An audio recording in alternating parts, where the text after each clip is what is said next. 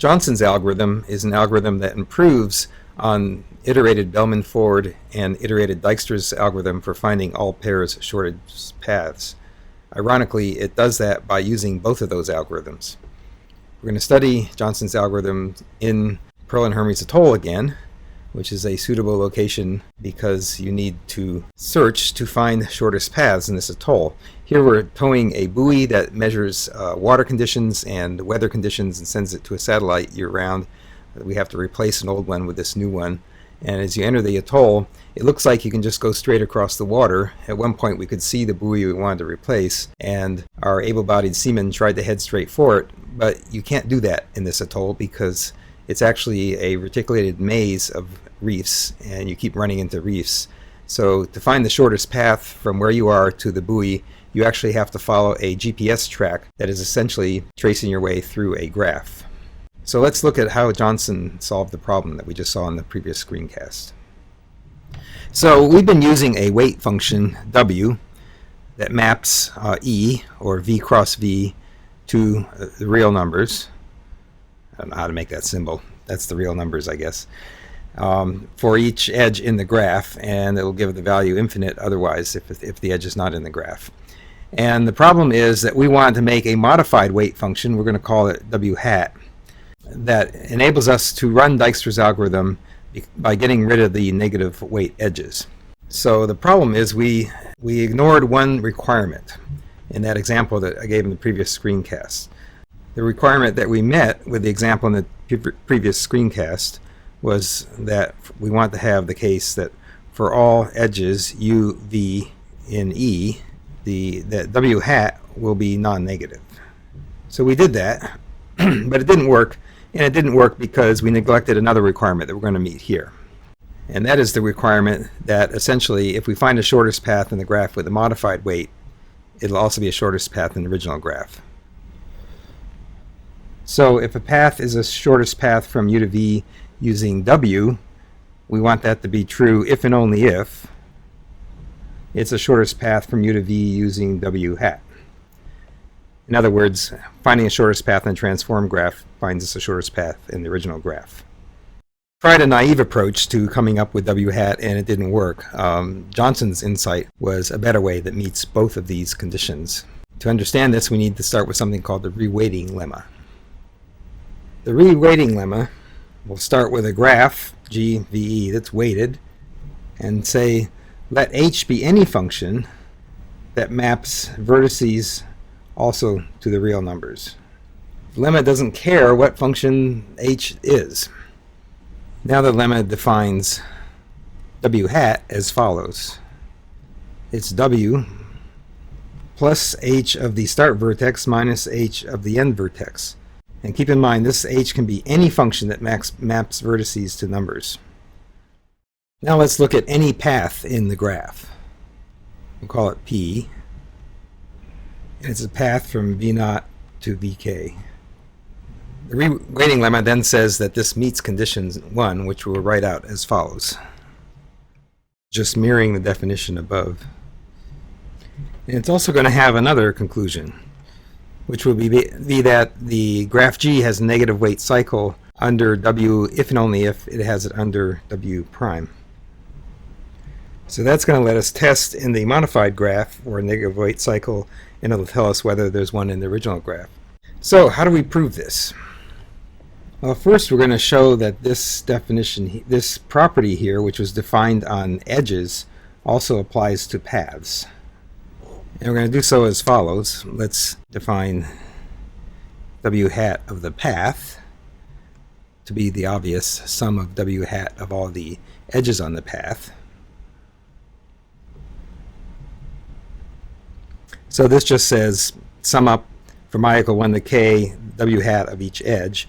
I minus 1 being 0, so that's starting at V sub 0 and so on up to V sub k. So that's just applying a definition of the sum of the weights of the paths. But now let's apply our definition here, expanding W hat of UV for each of these terms in the sum, expanding using this here. So we're replacing W hat with W, which is what this definition does up here, and we're adding in the h's. adding and subtracting the h's, that is. Now the next thing to notice is that this sum telescopes. For example, when you've added in v of I minus 1, you're going to then subtract it out in the next increment. As I increments up, you're going to subtract it out with this term. So the only remaining terms are the first and the last, h of v0 and minus h of vk. So this is equal to this. So that's this term here, but then what I'm going to write following is no longer inside the scope of the summation. So we've taken these things out of the scope of summation because of the telescoping sum. Only the first and the last survive, and here they are. But this is precisely the definition of WP, right here, plus h of v0 minus h of vk. So therefore, any path from v0 to vk has the w hat weight on that path is going to be the w weight on that path plus the number h assigns to the first vertex of the path minus the number h assigns to the last vertex of the path. But how does this show that if p is the shortest path from v naught to vk under w, it's also shortest path under v naught to vk under w hat? Well, the only difference between these two is the h of v naught and the h of vk, but those don't depend on the path. Those are just the start and the end position. So anything, if you have two different paths and it has one path has a lower weight than the other one under this definition here, it's also going to have a lower weight than the other one under this definition here because it doesn't depend on the path.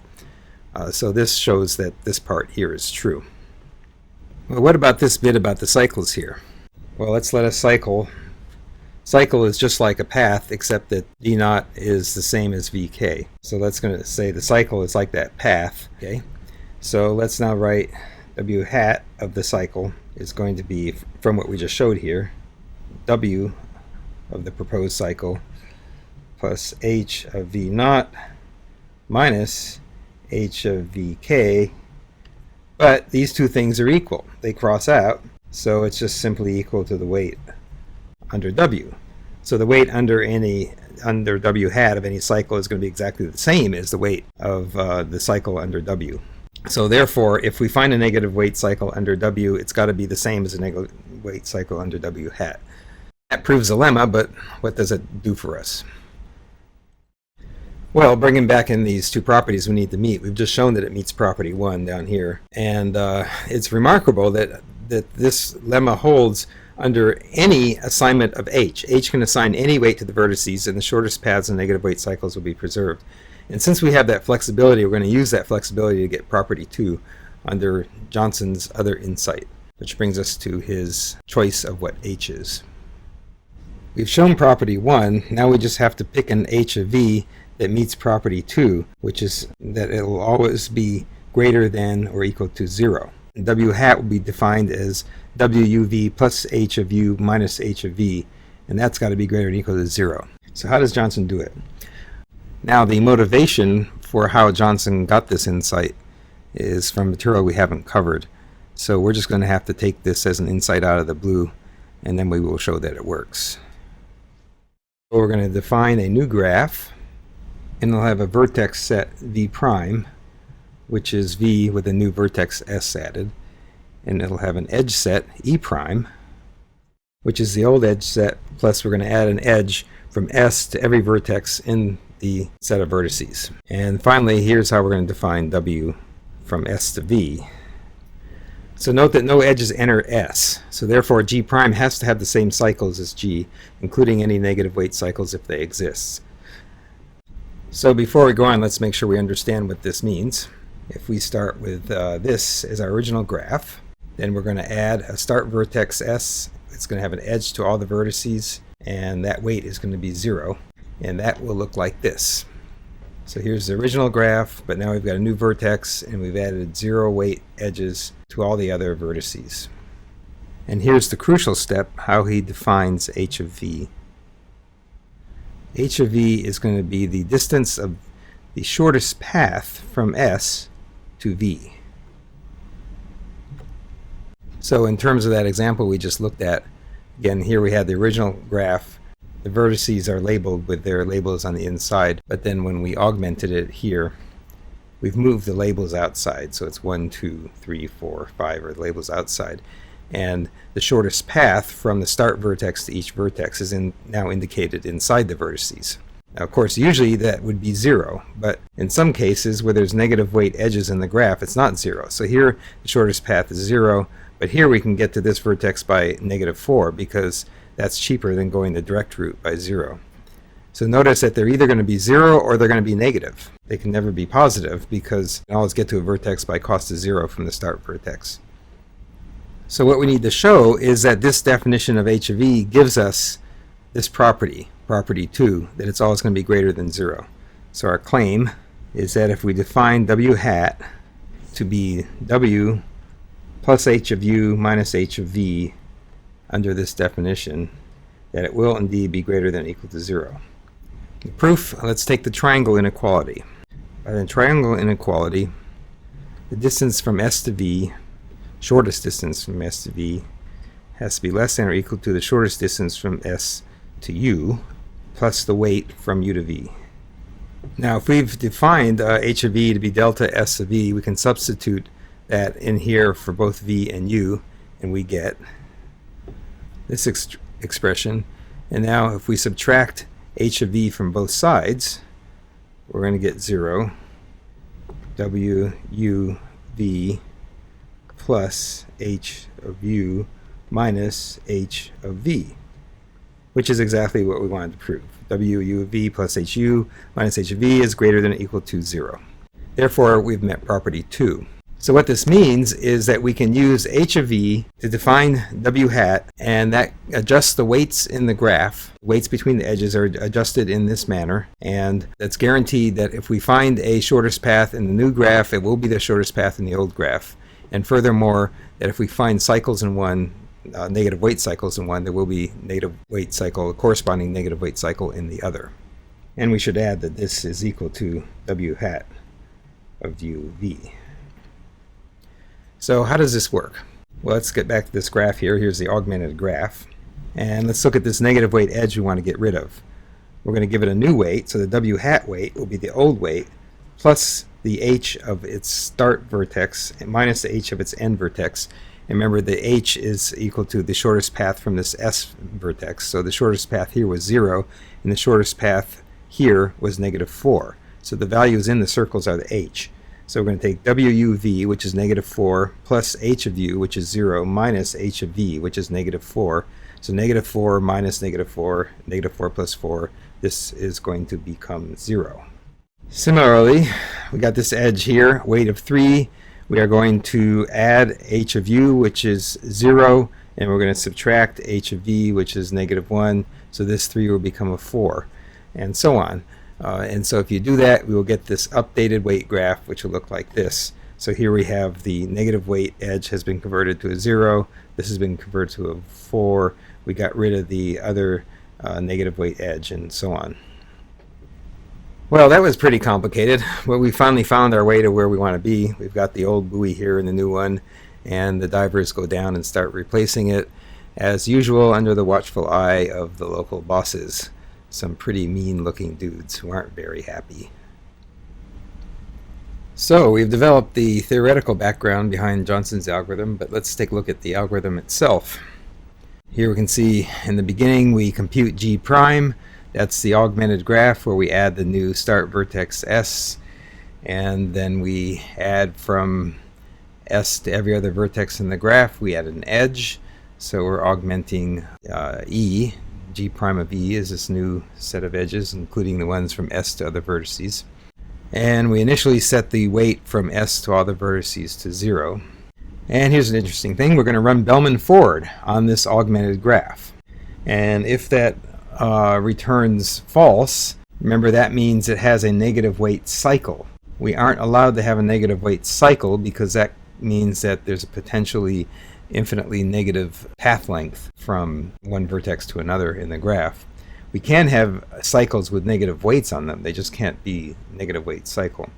So that will lead us to exit because the shortest paths are undefined. Otherwise, we're going to now define the h value. And the h values are defined by the shortest path that we found up here in Bellman Ford when we searched from the start vertex s. to all other vertices, because remember, the h value is defined to be that shortest path from S to all the other vertices. So we're going to set h to v to every vertex to be those values. And remember that h is now used to define the new w hat by taking the original w and adding h of the start vertex and subtracting the h of the target vertex. So this will require iterating over, we're making essentially we're making a table. This is a function, but we're making a table that says for each edge, this is the value of this function for this edge. We need a new matrix, an n by n or v by v matrix, to record the results. And then, because this is all pairs shortest paths, we're going to run for each vertex u being the start vertex. We will run Dijkstra's algorithm starting from that start vertex using w hat, the new weighting function that gets rid of all those negative weights. So we can run Dijkstra's algorithm. And again, it gets rid of the negative weights in a manner that does not cause the problem that we saw in the first screencast, where some paths were penalized more than others.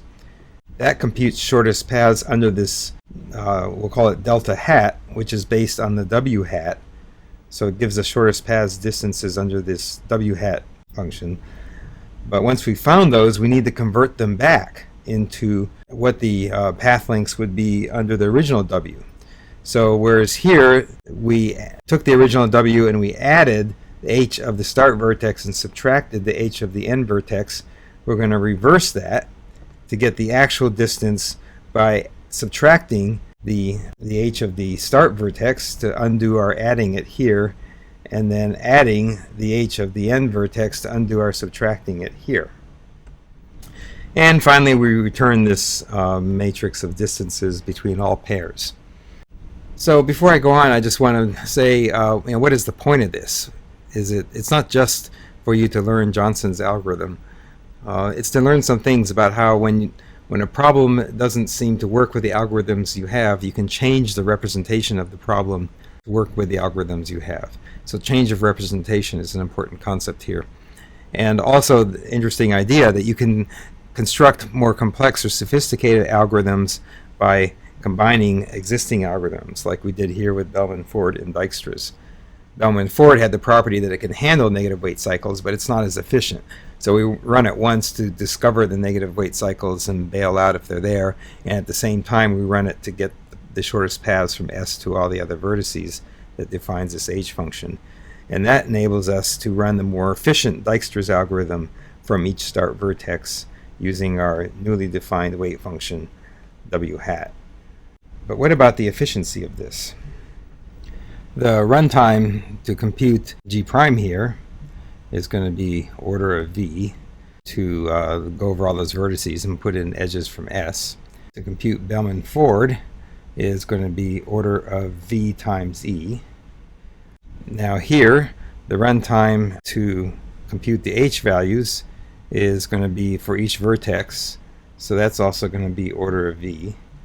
Now here we have for each edge, we're going to define the new weight function for each edge in the graph, so that's going to be order of e. If we initialize this matrix, the values in this matrix, that's going to be order of v squared. But all of this is dominated by the next thing. Remember, Dijkstra's algorithm here is order of e log v, but we're doing it for each vertex. So this whole line here is going to be order of v for each vertex times e log v. And not surprisingly, this is the same as iterated Dijkstra's. Remember, Dijkstra's is e log v, we're iterating at v times, so it's not any more efficient than iterated Dijkstra's. So what have we accomplished? Well, what we've accomplished is we can now handle negative weights. So this is the most efficient approach, especially on sparse graphs. It is possible to improve performance using Fibonacci heaps as usual to order of v squared log v plus ve. See the CLRS text for that. But we're going to use this result here as the dominating term for Johnson's algorithm. So let's recap with an example. Here is our original graph augmented with S, and edges of weight 0 to all the vertices, and the vertices are now labeled with the shortest path from S. So for example, how do we get -4 here where you go 0, -4? How do we get this -1 here where you go 0 to here, -5 here, 4 here, which gives you -1, and so on. So that gives the H values in the vertices, are all the H values that are going to be used to adjust the weights. And now let's go ahead and adjust the weights. So now you can see that we've adjusted all the weights. We've got no negative weights anymore. We've either got 0 or positive weight. And so now we do the search. We throw away this augmented part at this point. We just had to use the S and all the extra links in order to find the H values. But now we throw them away, and we do runs from every vertex. So here, for example, is a run from vertex 2. We found all the shortest paths using Dijkstra's algorithm in this graph. The numbers on the left are the distances in this graph. The number on the right are the adjusted distances in the original graph. So let's see how this works. Of course, it's 0 distance to itself. Now in this graph, it found a link of length 0 to give us a path length of 0 to node 4. But to get the cost in the original graph, remember we have to reverse the adjustment that was done in computing W hat. So we now have to subtract the source vertex weight. Source vertex weight is -1 from the previous figure, and we have to add the target weight, which was 0. So that gives us this value here of 1. For a more complex example, let's look at node 5. In this graph, we get a path length of length 2. So we got 0, 2, 0. But now to get the cost in the original graph, we are again going to subtract the source vertex weight and add the target vertex weight. We don't have to subtract and add all the weights along the path because of that telescoping sum deal. All we have to do is subtract the source vertex weight, which is -1. So essentially we're adding 1, and add the target vertex weight, which was -4, and that gives us -1 in the end. Because that's 2 minus -1, which is 3, plus -4 makes it -1. So you can figure this out for all the other numbers in the graph. You should run an example.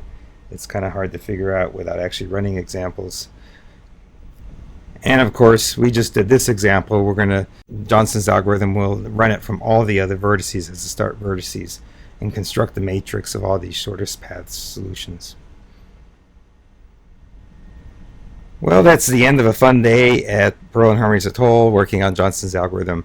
This is David Lichwager and Susan Middleton, who are photographers working for National Geographic, and they were taking specimens that the fish people brought back and had a complex photography set up in the wet lab. And here is the octopus that they photographed that became the cover of their book. You can Google it on Amazon.com. So we're all done with all pairs, shortest paths, Johnson's algorithm.